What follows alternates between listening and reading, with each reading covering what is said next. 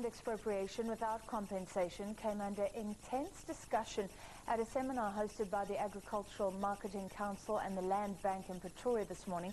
Those for and against the policy locking horns, trying hard to justify their positions. To expropriate land without compensation or not, they came to bat for land expropriation without compensation. NAMC member Dr. David Masondo leading the charge. There's young people who are coming to the ANC, who are coming to this and say, hey, old-timers, people are hungry, we need to sort out this problem. The settlement that we had in CODESA was great, but we need some radical changes insofar as the economy is concerned, and we should be prepared to get into that conversation. This is about the lives of our people. We say the economy is performing well. Hey, I live in a rural area. Mam Jaji has no food as I speak to you now. There's no employment. A lot of kids are being made because people are hoping that they will get social grants and so forth and so forth. The ANC was backed by emerging black farmers and the South African Local Government Association. This matter is actually in a very good space. It's been debated in Parliament. We are supporting it to be done within the confinements of the law. Anything that is done within the confinements of the law, we must actually support it. For us, we don't engage with this matter only in terms of agriculture. It has got broader, implications also for urban settlement, for industrial development, and other land use, patterns around the country.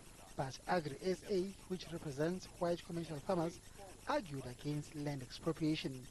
They were backed by the Agricultural Business Chamber, another organization for the establishment. What do we want to achieve? What is it that we want to achieve? Do we want 40% agrarian reform over the next 10 years, as an example?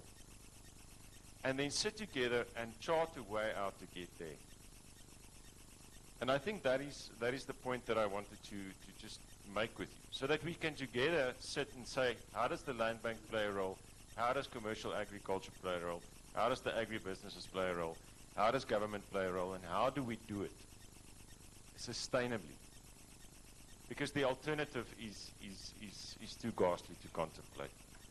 If land were, for example, clearly stolen, then you could probably get a case for expropriation without compensation in that case. Then there were the bankers.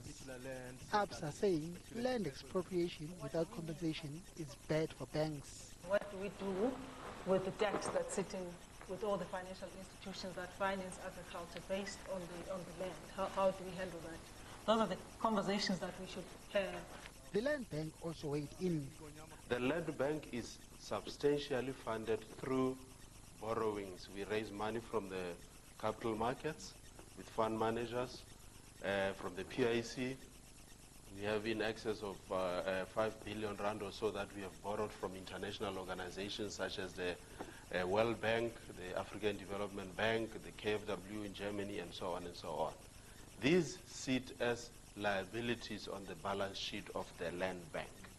And if the banking model of the land bank were to be disrupted, that entire liability portfolio, which sits in excess of 30 billion, would have to be picked up by the state, by the National Treasury. For now, the different sides of the debate seem far apart, but they all expressed a willingness to find common ground. Bongene Muchwa, SABC News, Johannesburg.